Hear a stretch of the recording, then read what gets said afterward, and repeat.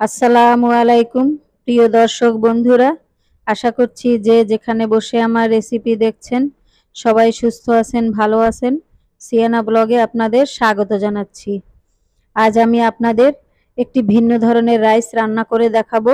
এই রাইসটির নাম আমি দিয়েছি লেমন সুইট রাইস। আশা করছি এই লেমন সুইট রাইস আপনাদের সবার কাছে ভালো লাগবে। রেসিপিটি ভালো লাগলে অবশ্যই আপনারা সাবস্ক্রাইব করে আমার পাশে থাকবেন। তাহলে বন্ধুরা শুরু করা যাক। লেমন সুইট রাইসের জন্য এখানে আমি একটি লেবু নিয়েছি, কাঠবাদাম কাজু বাদাম নিয়েছি, আর কিশমিশ নিয়েছি, আর নিয়েছি লেবু পাতা।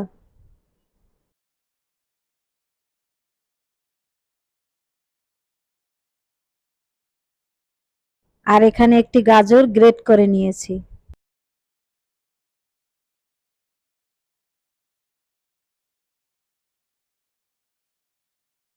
লেমন সুইট রাইস রান্না করার জন্য চুলার উপরে ফ্রাই প্যান বসিয়ে দিয়েছি। দিয়ে দিচ্ছি সাদা তেল। এখন দিয়ে দিচ্ছি 4 টুকরো তেজপাতা। দিয়ে দিচ্ছি 3টি লং এবং 4টি এলাচ। এবার দিচ্ছি 4 টুকরো দারুচিনি। এখন দিয়ে দিচ্ছি কিশমিশ এবং কাঠবাদাম কাজু বাদাম। প্রথমে আমি এগুলো ভেজে নিচ্ছি। এরপরে দিয়ে দিচ্ছি পেঁয়াজ কুচি।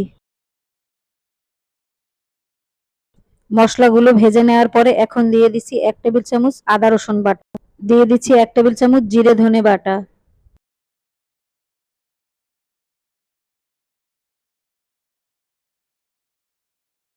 দিচ্ছি স্বাদ মতো লবণ।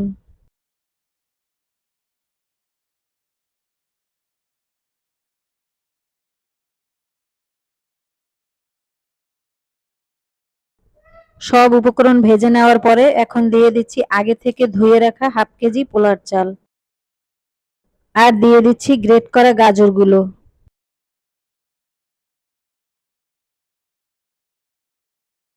এবার লেবু পাতাগুলোও দিয়ে দিচ্ছি।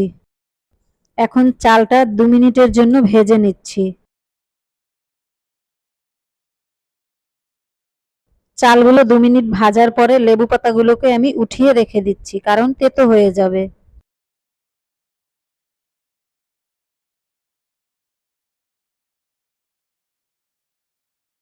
এখন দিয়ে দিচ্ছি পরিমাণ মতো গরম পানি।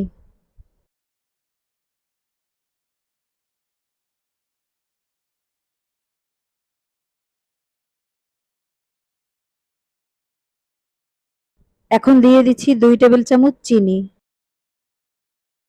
দিয়ে দিচ্ছি 4 পিস আস্ত কাঁচামরিচ। এরপরে একটি লেবুর পুরোটা রস দিয়ে দিচ্ছি। এখন বলক আসা পর্যন্ত অপেক্ষা করে নিচ্ছি। বলক আসার পরে এখন দিয়ে দিচ্ছি সামান্য লেবুর খোসা কুচিয়ে। এখন 2 মিনিটের জন্য হাই হিটে ঢাকনা দিয়ে রেখে দিচ্ছি। 2 মিনিট পরে ঢাকনা উঠিয়ে ভালো করে নেড়ে চেড়ে আরো 5 মিনিটের জন্য একদম লো আঁচে ঢাকনা দিয়ে রেখে দিচ্ছি।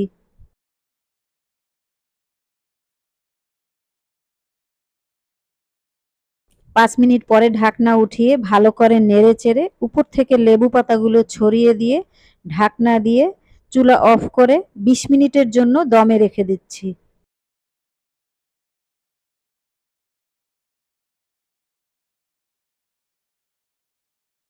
বন্ধুরা, আমার লেমন সুইট রাইস তৈরি হয়ে গেছে। এখন পরিবেশন করার পালা।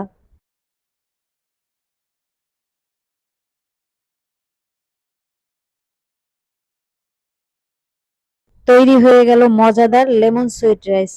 আশা করছি আমার এই ডিফারেন্ট রাইস আপনাদের সবার কাছে ভালো লেগেছে। বন্ধুরা, আপনারা একবার হলেও বাসায় ট্রাই করে দেখতে পারেন। আশা করছি আপনাদের সবার কাছে ভালো লাগবে।